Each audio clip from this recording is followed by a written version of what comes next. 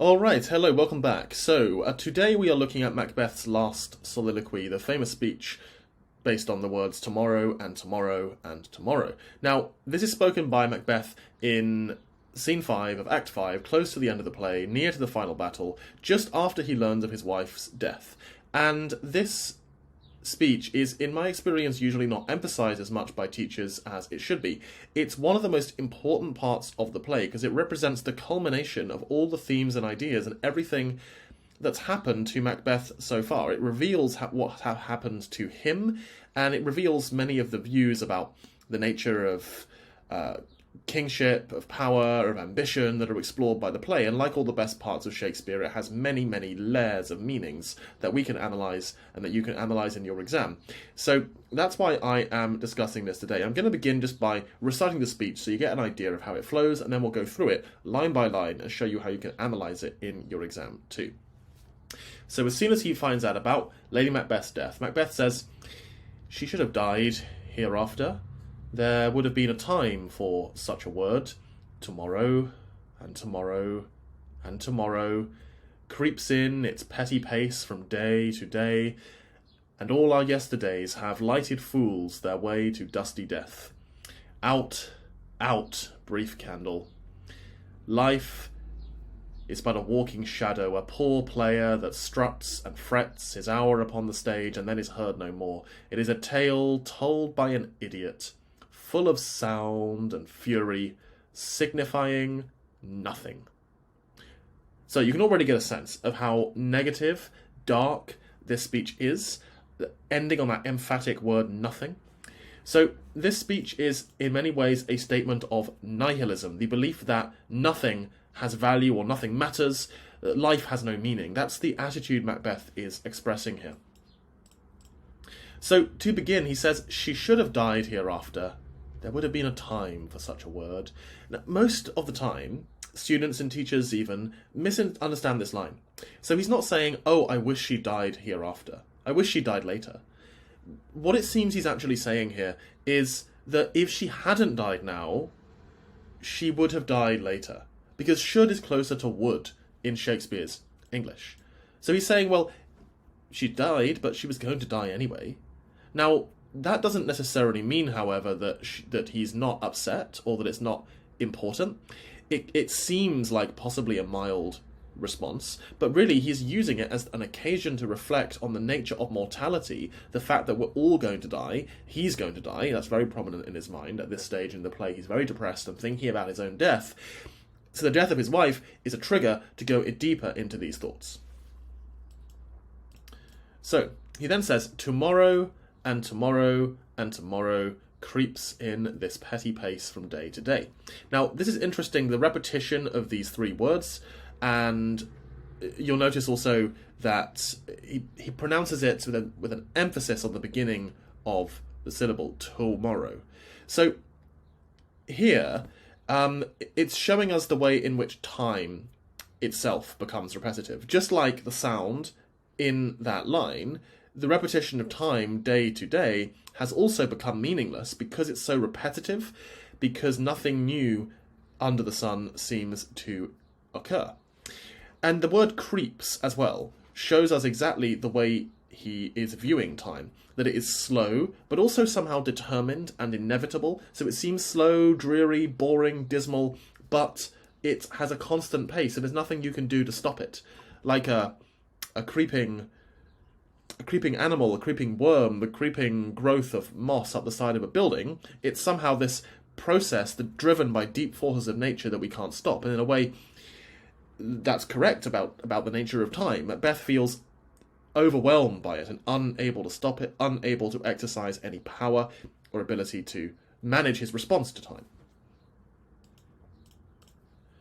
To the last syllable of recorded time. So link these together. Tomorrow and tomorrow and tomorrow creeps in this petty pace from day to day to the last syllable of recorded time. Now here, this is the end of the world that he's talking about. So a syllable is a sound in a word. Now, the way in which you may pronounce this word, a syllable, like emphasizing the bell, which may both in an onomatopoeic sense. A bell is like a clanging sound, like a syllable, which denotes a sound, and also in a metaphorical sense, because it links back to the idea of a bell that is rung to symbolize your death, like a church bell.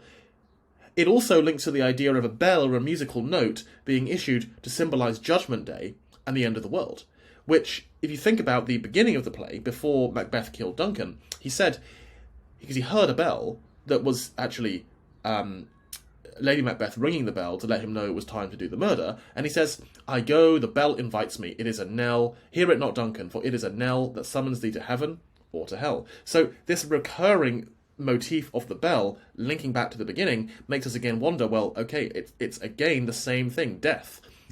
And of course the question then is Lady Macbeth going to heaven or to hell? And it certainly seems, on an obvious level, that she's likely to go to hell, given her actions and the way she's tormented, which has destroyed her sanity. Now, Macbeth, another aspect of this we can connect into the language itself is the rhythm of iambic pentameter. So that constant rhythm throughout the play of da-da, da-da, da-da. So pairs of syllables where the first one is unstressed, the second one is stressed, which resembles a heartbeat. So here, we have this sense the heartbeat is ending with this dramatic, ringing sound, just like the way in which death has occurred and Lady Macbeth's heartbeat has ended. And in a way, of course, as we noticed earlier, this speech is an occasion for Macbeth to think about his own death. So when he's talking about death, he's thinking and imagining himself dying too. So the metaphors are all flowing together, and he then goes on. So continuing the same sentence, to the last syllable of recorded time, and all our yesterdays, so tomorrow, back to yesterday, all our yesterdays have lighted fools the way to dusty death. Out, out, brief candle. So this is like an exclamation. Now, from tomorrow to yesterday, we've now encompassed all of time. So time itself is dragging, it's creeping. There's no hope in tomorrow, and there's no hope in yesterday either, because all of our yesterdays have just guided people to death. That's all they did. All the past was a string of people being born and then following a light, some kind of hope through life, but ending up dead. Their fate was the same. So in this sense, we're foolish because in Macbeth's mind, we believe there's some kind of meaning to life, and we believe there's some kind of value we can find in it. But actually, all it is a long, or not so long, journey to dusty death. And you end up in the dust. That's perhaps a biblical image as well, the idea that humans were created from dust in the Bible, Adam and Eve. So again, going back to where we began, time and the past and the present merge together into one. So the light, of course, the candle symbolises light and life, which are connected. So Lady Macbeth, of course, she carried a candle. Notably, the doctor in the sleepwalking scene observes she was carrying a candle with her to light up the room. She can't stand darkness after what's happened. So she's perhaps terrified of death, but now the death has come. She no longer has a candle, and literally the light of her life has gone out. So he says, out, out. He's almost willing it to go out. Almost glad this happens, like a relief from the suffering of life. Life's but a walking shadow, a poor player. So this connects to the context of Jacobean theatre, because a walking gentleman was like an extra. So a character who would just come on to do a minor part, they'd say, oh, we need an extra. We need an actor to do this. To come on, say a few lines, or just walk onto the stage. So there was like the lowest rank of actors in the theatre. But life, it's not an actor. It's not even pretend like an actor. It's not even a bad actor, a walking gentleman. It's a shadow. It's the shadow of a bad actor. So it's doubly removed from reality. It's the most feeble, weak imitation of reality that you can conceive of. 2 layers down from the actual real world. So Macbeth is saying here that this life we're living in, we are not only like actors, we're like images of bad actors, and we don't even believe our own pretense, and the whole thing is so illusory that it has no meaning at all, and there's no way of getting to meaning or value from it.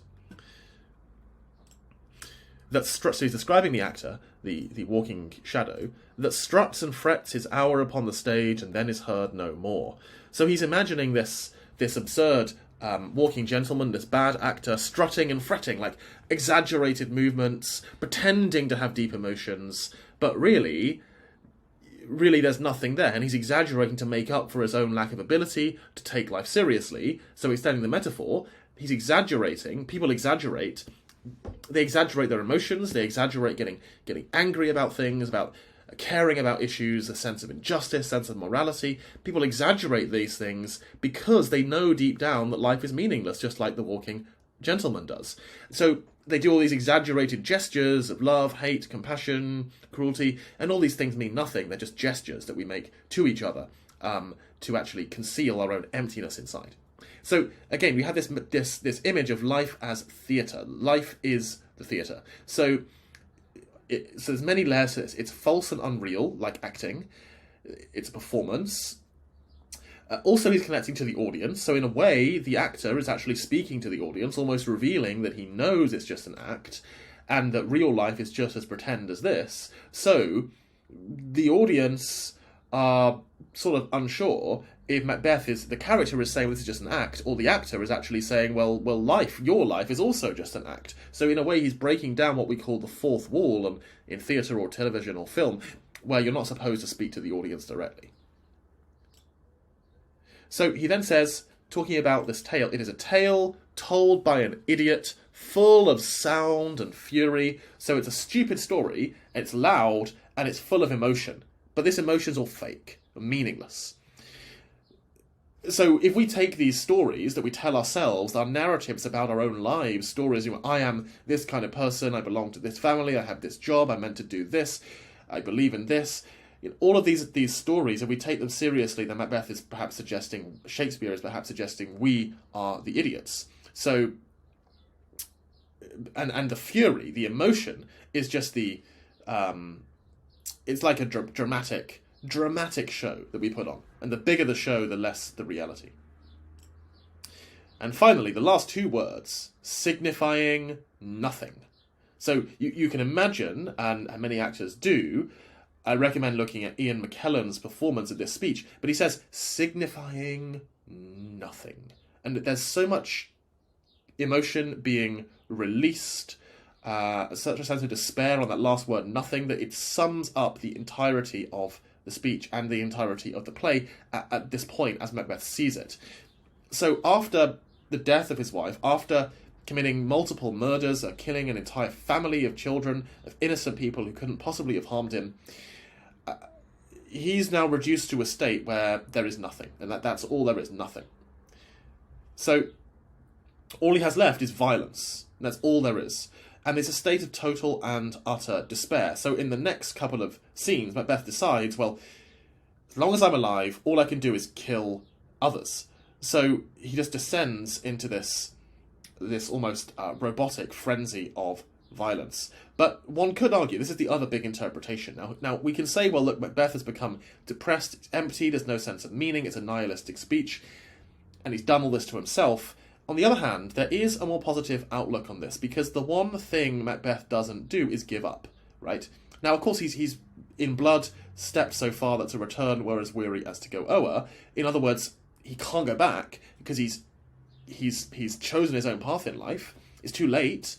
But you think about the context of the time. According to Christian belief, you can always go back, you can repent, you can ask God to forgive you, and so he could go back. So why doesn't he? Well, it seems he has a kind of courage. You think about the way Macbeth actually dies. Macduff, so he says to Macduff, when he realises Macduff was not a woman born, he says to Macduff, "Lay on, Macduff, and damned be him that first cry, hold, enough."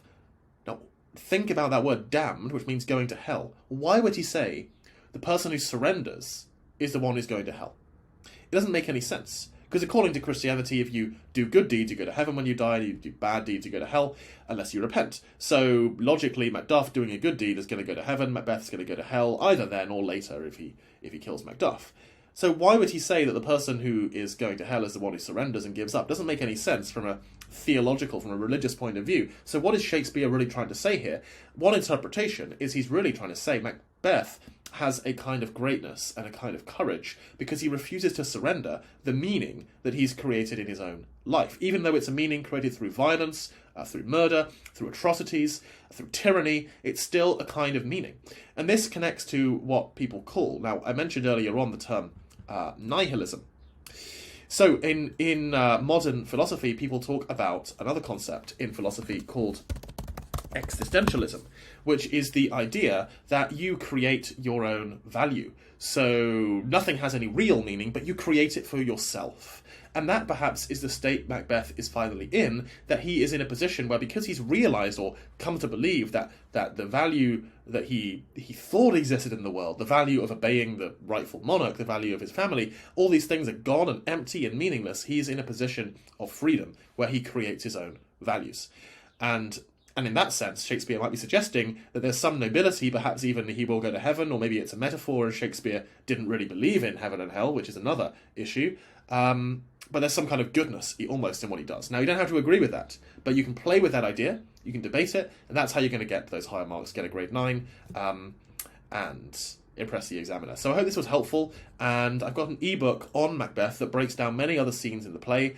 It also explains key quotes, characters, themes, everything you'll need actually for the GCSE exam. I'm going to put a copy of the ebook in the description of this video, and if you like this video, please hit the subscribe button, because we have more videos on other texts and other areas of English to help you to reach a grade 9. So have a great day and see you soon.